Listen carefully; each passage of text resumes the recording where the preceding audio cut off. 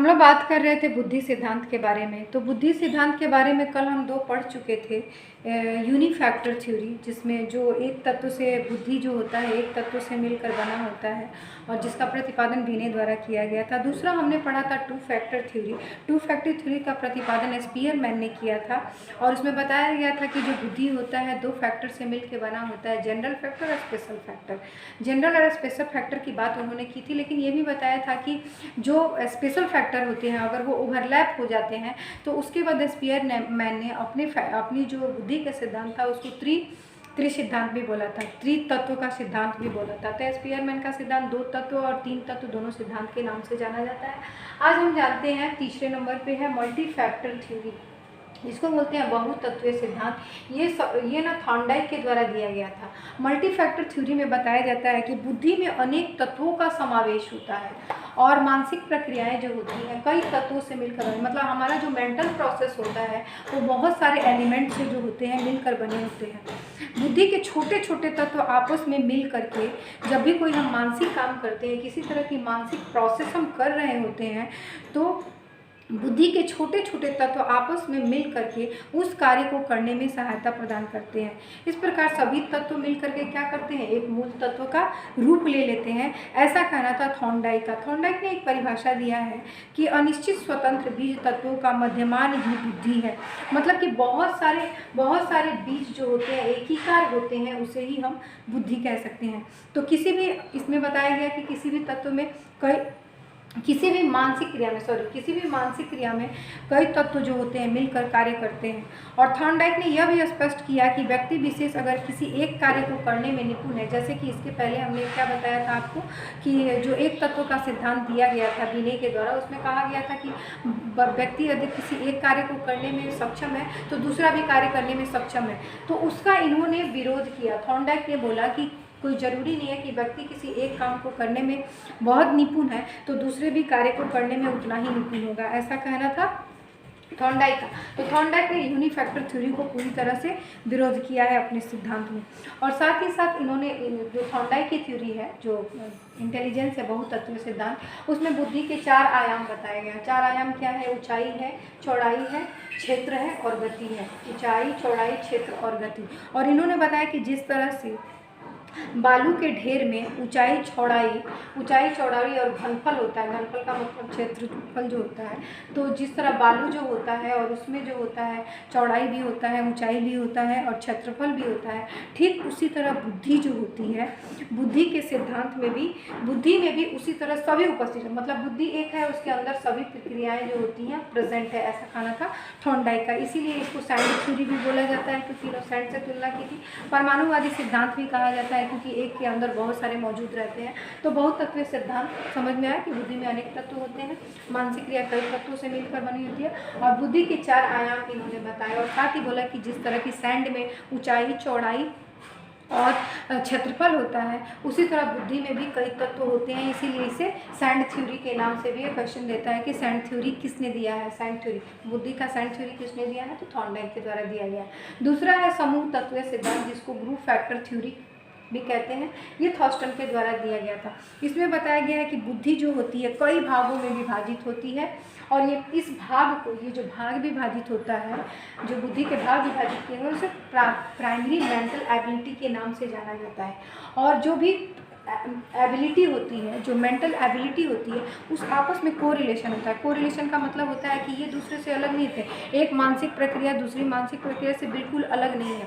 जैसे कोई पेंटिंग बहुत अच्छा करता है और कोई बोलता है तो बहुत डिफरेंट नहीं होता है, कहीं ना कहीं उसमें थोड़ा बहुत रिलेशन मौजूद होता है, ऐसा कहना था थ्रस्टन का। तो थ्रस्टन ने बुद्धि के कई भागों में विभाजित किया, कई खंडों में विभाजित किया है। और बुद्धि, इन्होंने धनात्मक सहसंबंध भी बताया है और इसमें इन्होंने मानसिक योग्यताओं को 7 प्रकार में बताया है। मतलब थॉर्स्टन के द्वारा मानसिक योग्यताओं के 7 प्रकार बताए हैं। उसमें है वर्बल, जिसको बोलते हैं शाब्दिक योग्यता, नंबर एबिलिटी संख्यात्मक योग्यता, स्पेटियल एबिलिटी मतलब स्थानगत योग्यता, परसेप्चुअल एबिलिटी मतलब हो गया आपका प्रत्यक्षात्मक योग्यता, मतलब आप कितना प्रत्यक्ष कर सकते हो। मेमोरी एबिलिटी आपका जो होता है स्मृति योग्यता कितनी है। वर्ड फ्लुएंसी एबिलिटी, शब्द प्रवाह योग्यता, और रीजनिंग एबिलिटी का मतलब हो जाएगा आपकी तार्किक योग्यता कितनी है। तो इन्होंने 7 भागों में विभाजित किया गया है। थ्रस्टन ने मानसिक योग्यताओं को 7 भागों में विभाजित किया गया है, जो यहाँ पर मैंने आपको बताया है। इस तरीके से गिलफोर्ड, अब हम जानते हैं गिलफोर्ड का त्रिआयामी सिद्धांत क्या बोलते हैं। गिलफोर्ड का ट्राई डायमेंशनल इंटेलिजेंस थ्योरी बोला जाता है गिलफोर्ड के द्वारा, और इसे एसआई मॉडल के नाम से भी जाना जाता है।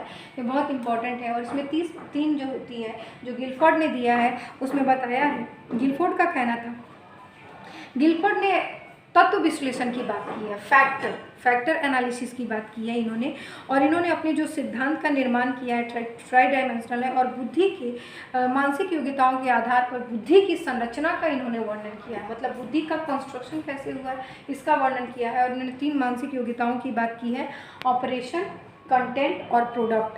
तो इसके अलावा जो इन्होंने ऑपरेशन बनाया है, विषय वस्तु बांटा है और उत्पाद बांटा है, जो प्रोडक्ट किया है, तो इसको भी इन्होंने बहुत सारे भाग में बांटा है। जैसे कि ऑपरेशन को इन्होंने 5 भागों में बांटा है, कंटेंट को भी 5 भाग में, और प्रोडक्ट को भी 5 भागों में इन्होंने बांटा है। गिलफोर्ड ने जो सबसे पहले जो ऑपरेशन किया है, जो ऑपरेशन को इन्होंने 3 भागों में बांटा है, वो है आपका डाइवर्जेंट थिंकिंग। आप अच्छी तरह जाते हैं, डाइवर्जेंट थिंकिंग है, कन्वर्जेंट थिंकिंग है, और कॉग्निटिव मीनिंग है, मेमोरी मीनिंग है, या इवोल्यूशन है। तो कहीं ना कहीं ये हमारी मानसिक क्रिया में जो एकदम मेंटल प्रोसेस जो ऑपरेशन करते हैं, जो हमारा मेंटल ऑपरेशन होता है, जैसे कि प्रॉब्लम सॉल्विंग होता है, इवोल्यूशन होता है, या कॉग्निटिव अप्रोचेज होते हैं, या फिर कन्वर्जेंट थिंकिंग होती है, डाइवर्जेंट थिंकिंग होती है, तो वो सभी रिलेटेड हमारे ऑपरेशन से रिलेटेड है। जो ऑपरेशन की प्रक्रिया मेंटल ऑपरेशन हो रहा है उसमें इनकी भूमिका होती है। कंटेंट में हम देखते हैं कि क्या क्या होता है। कंटेंट में आपका होता है जैसे कि सेमांटिक होता है, अर्थगत, किसी भी चीज़ को आप पहले क्या बोलते हैं, अर्थ के रूप में बोलते हैं। दूसरा होता है बिहेवियर, आपका जो क्या होता है, कंटेंट आपका अर्थ के रूप में हो सकता है, कंटेंट आपका बिहेवियर के रूप में हो सकता है, कंटेंट आपका सिंबल के रूप में हो सकता है, और साथ ही साथ कंटेंट आपका फिगरल रूप में हो सकता है। तो ये कंटेंट देखिए, पहले आपका ऑपरेशन करते हैं, उसके बाद आप कंटेंट को, जो भी आप कंटेंट पाते हैं, तो आपको फिगरल देना है। आप मेंटल प्रोसेस कर रहे हैं कि सामने ये मार्कर है, तो आप मेंटल प्रोसेस में सोचते हैं ना कि ये जो मार्कर है वो कैसा होगा, तो वहाँ आप कंटेंट का यूज़ करते हैं कि आपको शाब्दिक रूप में बताना है कि व्यवहारिक रूप में बताना है कि ये मार्कर है क्या। तो वो आपका हो जाएगा विषय वस्तु। समझ रहे हैं कि मानसिक प्रक्रिया हो गया जहाँ आप सोचने का काम कर रहे हैं, और जब आप उसको अपने शब्दों में बयां करने की कोशिश कर रहे हैं तो वो आपका कंटेंट हो जाएगा। और तीसरा होता है प्रोडक्ट। प्रोडक्ट में आपका हो जाएगा यूनिट हो जाएगा, क्लासेस हो जाएगा, रिलेशन हो जाएगा, सिस्टम हो जाएगा, या ट्रांसपोरेशन हो जाएगा, या इम्प्लीकेशन हो जाएगा। अब आपने जान लिया, देखिए पहले तो आपसे पूछा गया कि ये क्या है, तो आपने सोच के बताया कि ये मार्कर है। दूसरे में आपने क्या किया, विषय वस्तु को बता दिया कि ये मार्कर है। पहले में आपने सोचा, दूसरे में आपने बता दिया मार्कर है, और तीसरे में आप क्या करेंगे, इस मार्कर का जानेंगे कि यूज़ क्या होता है, इम्प्लीकेशन क्या है। तो इम्प्लीकेशन हमारा प्रोडक्ट से रिलेटेड है। तो ये इस तरह से गिलफोर्ड का ट्राई डायमेंशनल मॉडल जो होता है, बुद्धि का त्रिआयामी सिद्धांत बहुत इंपॉर्टेंट है। इसे एसआई मॉडल के नाम से जाना जाता है। इसमें 3 मानसिक योग्यताएं पाई जाती हैं, और 3 मानसिक योग्यताओं को फिर इन्होंने 5-5 भागों में बांटा है, वो मैं आपको प्रोवाइड कर दूंगी, देख लीजिएगा। लेकिन इतना याद रखिएगा, ऑपरेशन का मतलब होता है जो हम मेंटल प्रोसेस कर रहे हैं, कंटेंट का मतलब हो गया जो हम बोल रहे हैं, और प्रोडक्ट का मतलब हो जाएगा कि उसका इम्प्लीकेशन किस तरीके से हम कर रहे हैं। तो आज हमने जाना है कि इंटेलिजेंस थ्योरी में मल्टी फैक्टर थ्योरी क्या है, ग्रुप फैक्टर थ्योरी क्या है, और त्रिआयामी सिद्धांत या 3 डायमेंशनल थ्योरी क्या है। इसके बाद में हम इसके आगे का जो प्रोसेस है वो जानेंगे।